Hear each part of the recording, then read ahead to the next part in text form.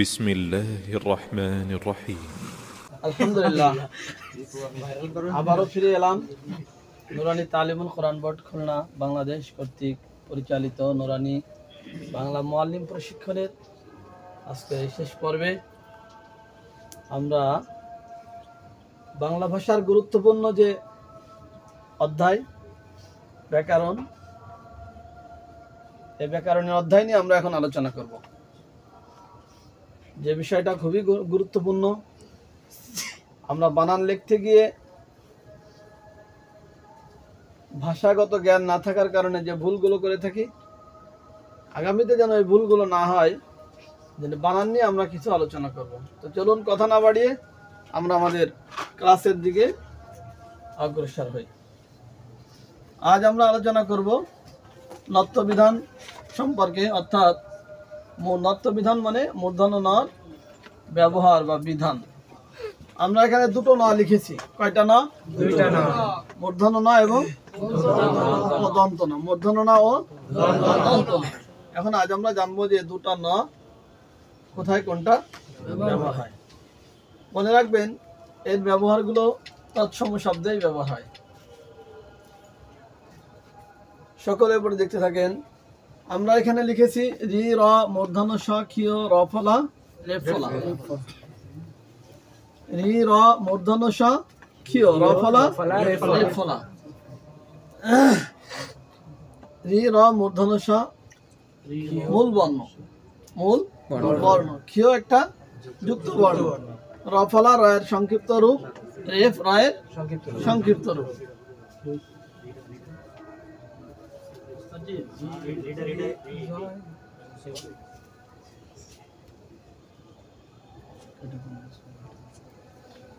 তাহলে আমরা রি র মূর্ধন্য স একটা মূল বর্ণ, ক্ষীয় একটা যুক্ত বর্ণ, র ফলা রয়ের সংক্ষিপ্ত রূপ, রেফ রয়ের সংক্ষিপ্ত রূপ। এই বর্ণগুলোর পরে যদি ন লেখার প্রয়োজন হয়, যদি কোনো শব্দে এই বর্ণগুলোর কোনো একটা থাকে আর তারপরে যদি ন লেখার প্রয়োজন হয়, তাহলে সর্বদা কোন ন লিখবো? তাহলে সর্বদা কোন ন লিখবো?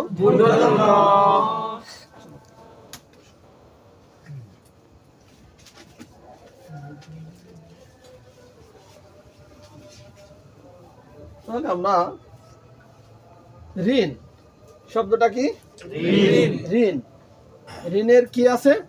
প্রথমে শব্দ রি। তাহলে এরপরে কোন ন বসবে? কেন মূর্ধন্য ন বসবে? মরণ, মরণ ম ববিন্দু র ন। তাহলে কোন না বসবে? কেন মূর্ধন্য ন?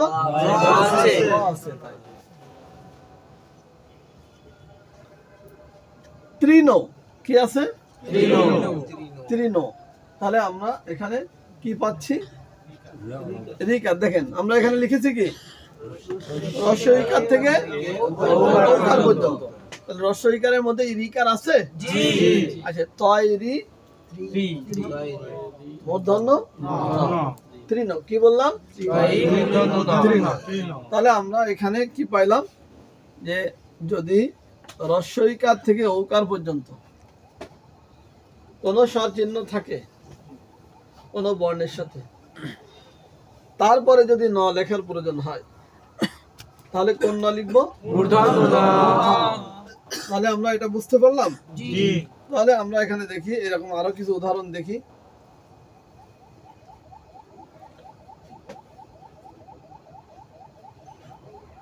ঘৃণা কি আছে? ঘৃণা। তাহলে এখানে কি আসছে? রিকার আসছে। রিকারের কারণে কি আসলো? মূর্ধন্য ন। এবার আমরা দেখি বরণ কি আছে? বরণ। তাহলে মূর্ধন্য না কেন আসলো? বর মূর্ধন্য না। মূর্ধন্য না কেন আসলো? র কারণে। এবার আমরা তৃতীয় অধ্যায়টা আসি। তৃতীয় যে পয়েন্টটা দেখি, আমরা কি লিখছি এখানে? ট বর্গের বর্ণ ট ঠ ড ঢ এর সাথে যদি কোনো যুক্ত বর্ণ হিসেবে ন লেখার প্রয়োজন হয়, ট বর্গের সাথে যুক্ত বর্ণ হিসেবে যদি কোনো ন লেখার প্রয়োজন হয় তাহলে কোন না বসবে? যেমন বন্টন, ব ন সংযুক্ত ট দন্ত না। তাহলে এখানে ন কেন হলো? ট বর্গের সাথে কোন না বসবে? মূর্ধন্য না, এই জন্য বন্টনে মূর্ধন্য না আসছে। এরপরে লুণ্ঠন, কি আছে? ন সংযুক্ত ঠ দন্ত না, লুণ্ঠন। এই ঠর সাথে কোন না আসছে? কেন মূর্ধন্য না আসছে? ট বর্গের বর্ণ ঠ ঠ আসছে, তাই না? ট বর্গের বর্ণের সাথে সর্বদা কোন না যুক্ত বর্ণ হিসেবে ব্যবহার হয় মূর্ধন্য না। এরপরে আমরা আসি চতুর্থ যে পয়েন্টটা, আমরা কি লিখেছি? রি র মূর্ধন্য স, কি র ফলা রেফ ফলা, রস্বইকার থেকে ওকার পর্যন্ত। এরপরে যদি ক খ গ ঘ প ফ ব ভ ম ট ঠ ড অন্তস্থ জ অন্তস্থ হ অনুস্বার, এইগুলোর পরে যদি এই কোন এই বর্ণগুলোর ব্যঞ্জন বর্ণগুলোর কোন একটা বর্ণ আসে, ব্যঞ্জন বর্ণগুলো কোন একটা বর্ণ যদি আসে তাহলে তারপরে যদি ন লেখার প্রয়োজন হয় কোন না লিখবো? কোন না লিখবো? বুঝে আসছে আপনাদের? তাহলে আমরা একটা উদাহরণ দেখি। যেমন কৃপন, কৃপরি প ন, তাহলে এখানে কোন না? কেন মূর্ধন্য না? প আসছে, প আসছে তো কি হয়েছে? পর আগে কি আসছে? রিকার, রিকারের পরে কি আসছে? প। রিকারের প্রতিনিধি প আসার কারণে পর পরে কোন না আসছে? না, বুঝে আসছে? এরপরে দেখি ভ্রমণ, কি আছে?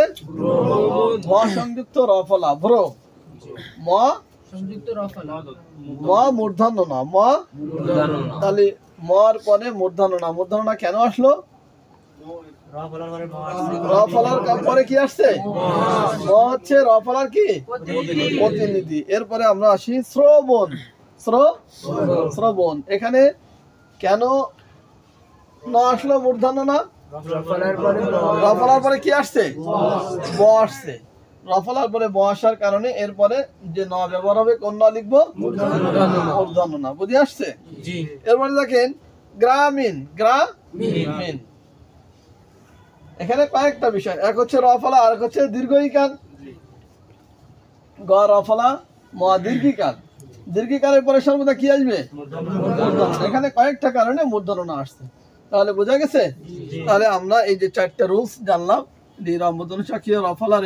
সর্বদা ন লেখার প্রয়োজন হলে কন্যা বসবে মূর্ধন্য না। রস্বইকার থেকে ঔকার পর্যন্ত যদি কোনো স্বর চিহ্ন কোনো বর্ণের সঙ্গে থাকে আর তারপরে যদি ন লেখার প্রয়োজন হয় কন্যা বসবে মূর্ধন্য না। ট বর্গের সাথে যুক্ত বর্ণ হিসেবে যদি কোনো ন লেখার প্রয়োজন হয় তাহলে কন্যা বসবে মূর্ধন্য না। রি ন মূর্ধন্য স, ক্ষীয় র ফলা রেফ ফলা, রস্বইকার থেকে ঔকার। এরপরে সর্বদা যদি ক খ গ ঘ প অথবা ফ অথবা ব অথবা ভ ম ট ঠ ড ঢ অন্তস্থ জ অন্তস্থ অ হ অনুস্বার, এই বর্ণগুলোর কোনো একটা বর্ণ আসে তারপরে যদি ন লেখার প্রয়োজন হয় সর্বদা কোন না বসবে? মূর্ধন্য না। তাহলে আজ আমরা মূর্ধন্য নার চারটা ব্যবহার শিখলাম। আশা করি ইনশাআল্লাহ এই ব্যবহারগুলো যদি আমরা যথাযথভাবে ব্যবহার করি আমাদের বানানে আর ভুল হবে না। আলহামদুলিল্লাহ। তাহলে এরপরে আমরা মূর্ধন্যনার পরে আসি, দেখি দন্তনা কি আছে। দন্তনাতে আমরা 3টা পয়েন্ট লিখছি। কয়টা পয়েন্ট? দেখেন আমরা লিখছি এখানে ত বর্গ, কি আছে? ত বর্গে ত থ দ ধ দন্তনা। ত বর্গের সাথে সর্বদা কোন না বসে? দন্তনা। ত বর্গের আপন কে? দন্তনা। এটা দন্তনা ত বর্গের বর্ণ। ত বর্গের সাথে যদি যুক্ত বর্ণের ব্যবহার হয় তাহলে কোন না বসবে?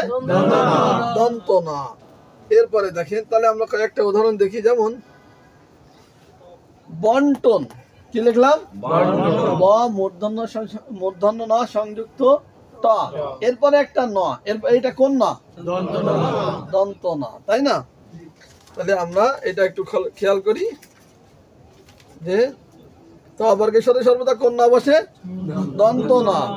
যেমন বৃন্দ, কি দো? বৃন্দ, বয়রি ন সংযুক্ত দ, ন সংযুক্ত দ, তাহলে এখানে কোন ন? দন্ত না। কেন দন্ত না? ট বর্গের কোন বর্ণ আসছে? দ। এরপরে গ্রন্থ, গ্রন্থ গড়া ফলা ন সংযুক্ত থ, তাহলে এখানে কোন না? কেন দন্ত না? থ কোন বর্গের বর্ণ? মাশাআল্লাহ, আপনারা তো অনেক শিখে গেছেন, আলহামদুলিল্লাহ। দ্বিতীয় পয়েন্টটা লিখছি আমরা বাংলা ক্রিয়াপদ। কি লিখছি? অর্থাৎ যে সমস্ত পদ দ্বারা ক্রিয়া বোঝা যায়, কাজ বোঝা যায়, এই সমস্ত পদে যদি নর ব্যবহার হয় তাহলে সেটা কোন ন আসবে? দন্ত না। যেমন আমরা কিছু উদাহরণ বলি তাহলে আপনারা বুঝবেন। ধরেন, ধর হয় একার ন, এখানে কোন ন? কেন দন্ত না? ধরেন একটা কাজ। এরপরে সরেন, করেন, যাবেন, খাবেন, হবেন, নিবেন, দিবেন, এগুলো শেষে যে নটা হবে কোন না বুঝবে? এবার বন্টন, ওখানে যে বলনা বন্টন করা কি একটা কাজ না? তাহলে শেষে যে ব মধ্য ন সংযুক্ত ট, শেষে আছে ন। দেখেন এই শব্দটার মধ্যে দুটো নরই ব্যবহার চলে আসছে, তাই না?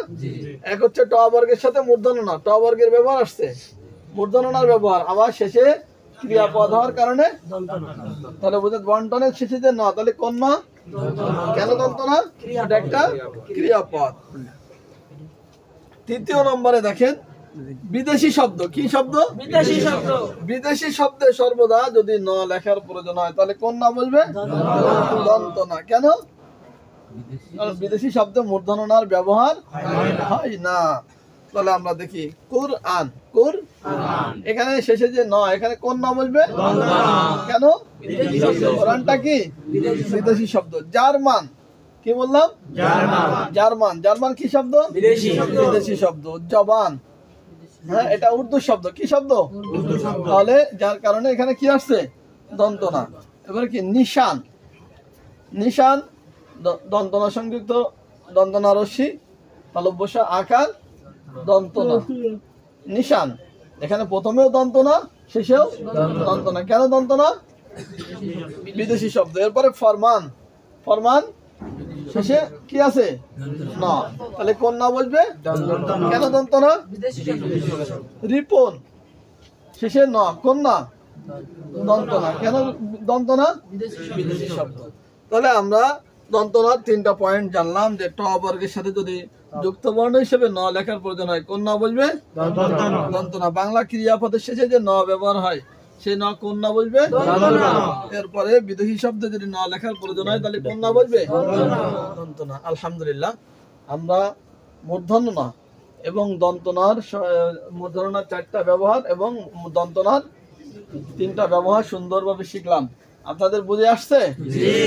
আলহামদুলিল্লাহ, যদি বুঝে আসে এর উপর আমল করবেন, দেখবেন বানানে আর ভুল হবে না। So here go around 1, 2, 3.